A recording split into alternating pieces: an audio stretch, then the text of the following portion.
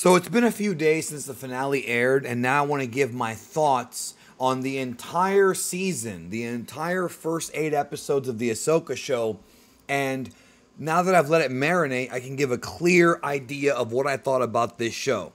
One of the things I kept saying in my reviews of this show is that this should have been the sequel trilogy. Now, when I say that, I don't mean that in the literal sense. I'm not saying that Ahsoka had to be the main character of the sequel trilogy, but I mean more so on what they did. The sequel trilogy introduced some very interesting concepts, and it introduced some very interesting force powers and abilities and characters, but the execution of these characters really fell apart in the 8th and 9th, episodes of Star Wars, the last 2 of the sequel trilogy. The introduction and the mystery boxes were set up to where it could have been executed better, even though Force Awakens was not a perfect movie by any means, but it just wasn't. It didn't really stick the landing at all. And what I mean by that, why I'm even saying that, is because the execution of these concepts and ideas were not only done better in Ahsoka, but they brought back, because some of the stuff in Ahsoka wasn't really new, it was more so new to live action. But a lot of Star Wars fans have never read the EU, a lot of Star Wars fans have never seen Clone Wars and Rebels, so for them a lot of this was new.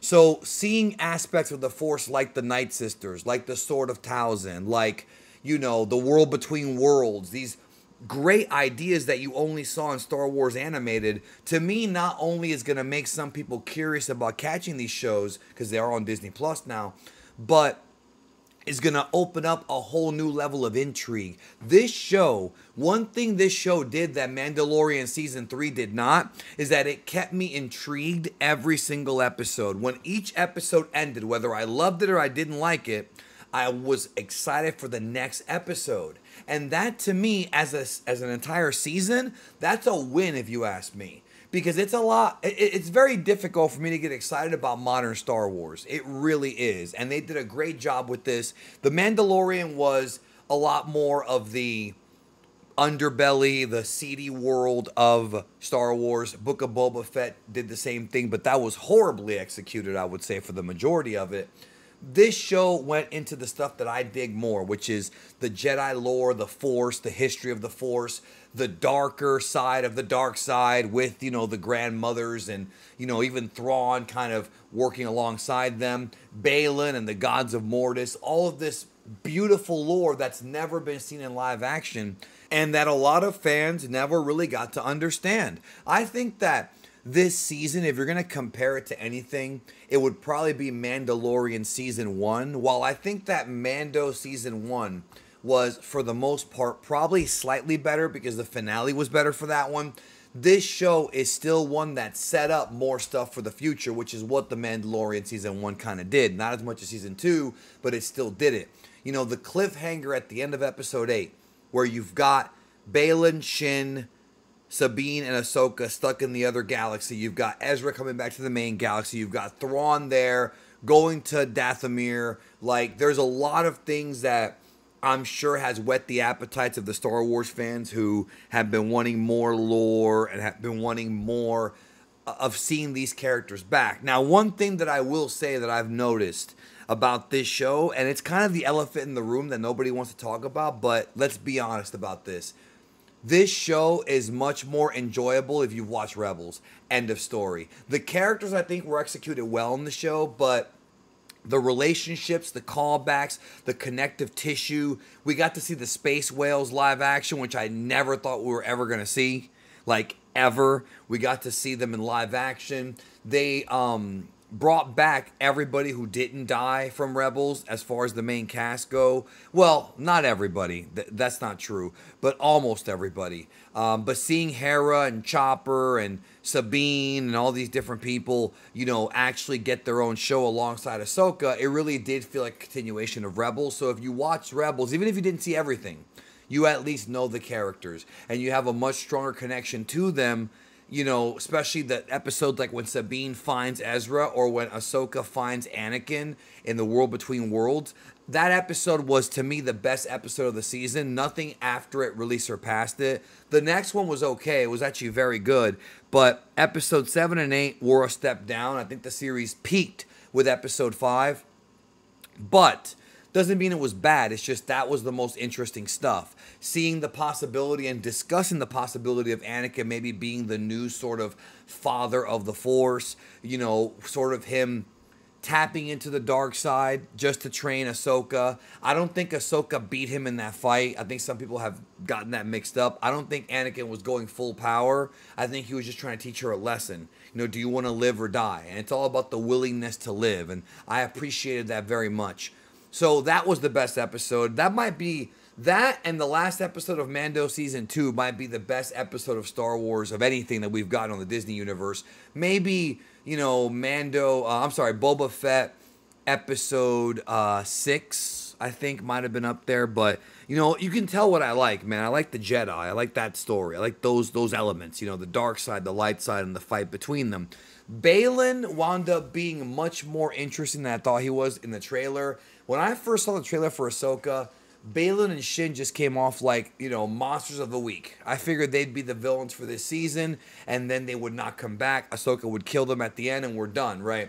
And that's not what happened. And when Ray Stevenson passed away earlier this year, I thought, well, if he doesn't die in the last episode or in the original cut, they're going to recut the finale so that he does die. And they did not do that. So when they come back and continue his story, he's going to have to be recast, which I feel weird about that because we have a Carrie Fisher situation all over again, even though it's not quite the same thing, because he did such a great job. He brought such a presence. He brought such a class to that character. You can sense the confliction because Ray Stevens is a great actor. You could sense the conviction in his eyes, the confusion. He didn't want to kill Ahsoka, even though he knew that it was probably something he had to do. He didn't want to have to do that. Too many Jedi have died. He's very traumatized by the things he's experienced in his life. He's a grizzled war veteran. Ray Stevenson brought all of that to that character, man. So he did a phenomenal job. Also, Lars Mikkelsen as Thrawn. I do feel like Thrawn didn't do as much as I wanted him to do. I was kind of hoping we'd see a bit more of that tactical side of his. We saw a little bit of it, don't get me wrong, and they're probably saving some more of the bigger stuff for later, but I really wanted fans who weren't familiar with Thrawn, either because they didn't read the Timothy Zahn books or they didn't see Rebels, to really understand how terrifying this guy is, and I'm not really sure I'm not sure if that really hit home for some people, so I think that might have been a miss. It would have been cooler if we saw Thrawn actually do something so scary that it justifies why the New Republic is afraid of him even being alive. It justifies why the Dark Council at the end of Mando Season 3, in those last few episodes, why they were so intrigued at the possibility of Thrawn being alive. You understand what I'm saying? So I feel like that could have been done better. I feel like that could have been done more effectively, but I know why they're holding off. And they definitely are holding off. I did like that we saw plenty of Anakin. And even though Hayden didn't play Anakin in every episode, he was only in about 3 of them total, with The World Between Worlds and, of course, Holograms and Force Ghosts, he was better than he's ever been, in my opinion. And he also was such a great part of Ahsoka's development, even now, as she's much older than she was during the Clone Wars, that it worked for me. Even though I still have that question, well, if he's a Force Ghost, why doesn't he tell Kylo? I've been saying that 100 times, y'all, till I'm blue in the face, like Thrawn is, but I was hoping for, them not to overdo that, and they didn't, but it's still a question that is still out there. But maybe Filoni's trying his best to not really hyper-focus on the sequels because he probably knows the fans hate those movies. I have a feeling that Disney does know. They might not ever come out and admit it. I don't think Kathleen Kennedy's ever going to come out and say we messed up, even though if she did, a lot of fans would understand and they would actually be surprised by it.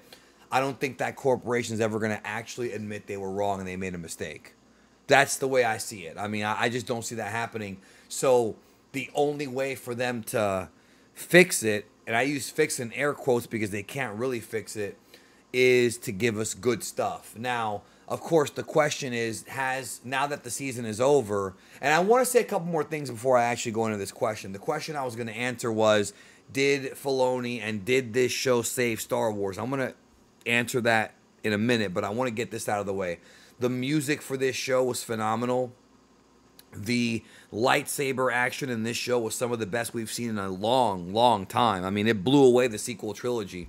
The duel with Balin, where they kept changing forms, was great stuff. I mean, that was, a lot of fans get pissy that Filoni's borrowing from the EU, but first of all, it wasn't his choice to decanonize the EU. That was Disney's choice before he was even on board. So we have to get that out of the way, first of all. And secondly, I like that he's borrowing from the EU because he's doing it to make you happy. All the EU fans who are like, oh, well, he shouldn't be doing that. Well, no, he's doing it for you. He wants to take these ideas that people have loved for so long and make them a reality within Disney canon.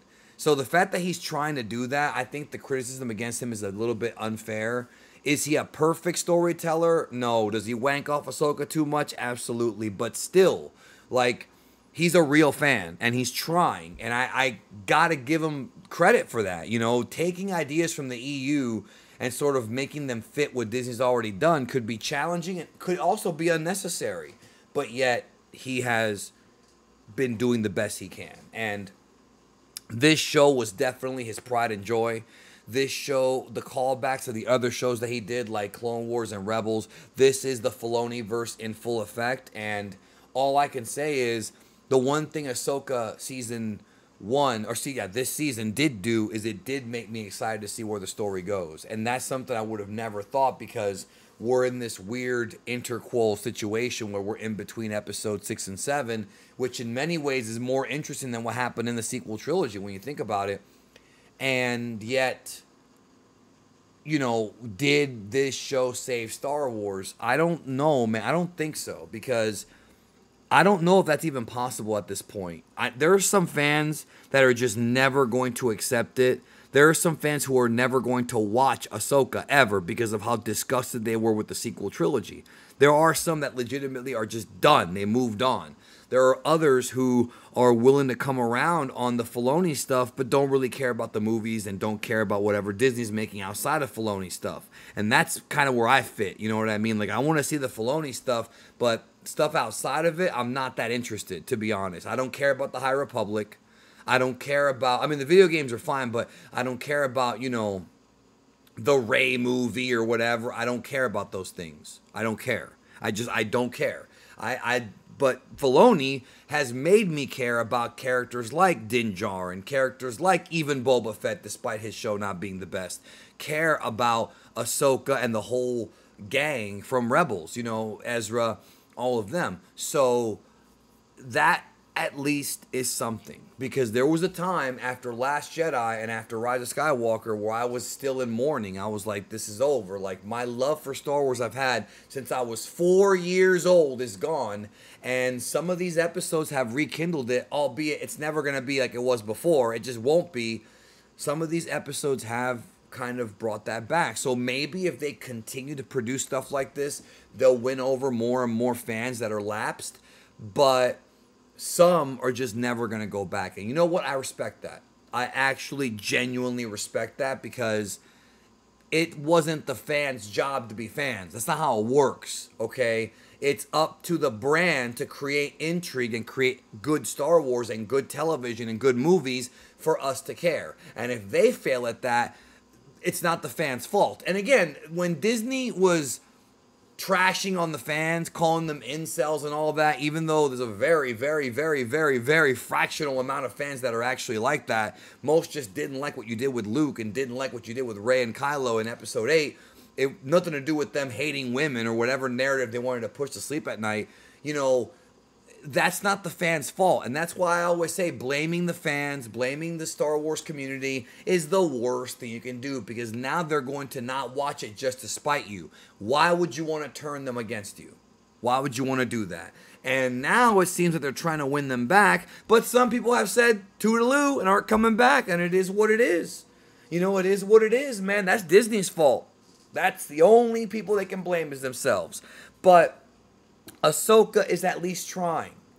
And I commend them because they really are trying. They're doing fan servicey things to service the fans, but they're not going overboard with the fan service. The fan service does not feel cheap. It feels earned, especially if you watch the old shows. Again, like I said earlier, Ahsoka works better if you're already familiar with the show's characters. If you're not, it might be a little bit harder to understand, to digest, and it might not connect with you emotionally. I know there's people who have been waiting for Ezra and Sabine to reunite for years who got what they wanted. But if you've never seen their relationship, if you've never seen them work together in Rebels and what they were, why would that emotional reunion resonate with you from the heart? You understand what I'm saying? So that's the thing about this show is, no, you don't have to see Rebels before you see it, but you definitely will appreciate it more if you do. The finale had some weird pacing issues. Now that I've had a couple days to sit on it, I still like it. It still gave me a ton of great action and, great moments. I still like the ending very much. There were some issues here and there with some of the pacing, and I wanted Thrawn to do more, and I wanted to learn more. But it's one of the better finales, man. Like, if you look at the other finales, I think this was better than Mandalorian Season 3's finale, and that was a very satisfying story because it paid off, 3 seasons worth of storylines of Din Djarin trying to get back with his people. You know what I'm saying? And so the fact that this, I thought, was more entertaining at the very least, maybe not as powerful, that wins. It was better than Boba Fett's finale, even though I didn't hate that. It wasn't the worst thing in the world, but it certainly wasn't the best. And as far as the Obi-Wan show went, I never hated the Obi-Wan show. I think it would have been better if they took Reva out. And the fight between Anakin and Obi-Wan, well, Vader and Obi-Wan in the final episode was good. I thought they were trying a bit too hard to have Obi-Wan tell Leia, "You can never tell anybody about me." Like, I know some fans didn't care, and they just said, well, whatever. They're trying to, have it make sense. To me, it just felt like, okay, you are doing this so that Leia now, when we watch episode 4 again, she knows who Obi-Wan is, but she pretends like she doesn't. Like, the whole thing is so weird because in the message he sends to her, "Years ago you served my father in the Clone Wars." Like, nothing about this adventure, which is one of those things that Star Wars tends to do sometimes where they have a preset story and then they retcon it, but the new context doesn't really fit with the old stuff like the old context did. That's what retconning is. Retcon is retroactive continuity or retroactive context. They are recontextualizing stuff. The problem is it sometimes does not fit as well. And this has been a problem going back to even the old movies. This is not even a new issue here. It's just that the Star Wars universe is so, everywhere that it's, the different stories take place across the span of decades, so it is something to where I get this problem, but they could have come up with a better solution than having Leia be the one to get kidnapped in the Obi-Wan show. And there's supposed to be another season of that coming out at some point. I don't know what they're going to tell with that one, but they need to be real careful because we talked about it, man. Too much of this recontextualization can mess things up. But Ahsoka, I think this show and what they're doing here in this between 6 and 7 stuff does feel way more fresh than any of the stuff before. And it's given me a new hope that even though I'm never going to really love Star Wars the way I did prior to Last Jedi, I don't know if I ever will. They're trying. I respect it. And I can at least be entertained. And the show was very entertaining and very interesting, and it kept me interested. Book of Boba Fett didn't do that. Even Mando Season 3, sometimes I would wake up and be like, oh, I got to watch this show. With this show, I looked forward to it every single week. And it aired at an earlier time, so I didn't have to stay up till 3 a.m. on the East Coast. So those are my thoughts on Ahsoka Season 1. I think it's a successful experiment, but there are some things I would have preferred. Nevertheless, hey, good Star Wars is good. Maybe not great. It's good. The music was great all throughout. What did you think? Comment down below. Like if you're new and if you're old. And I'll see you in the next video.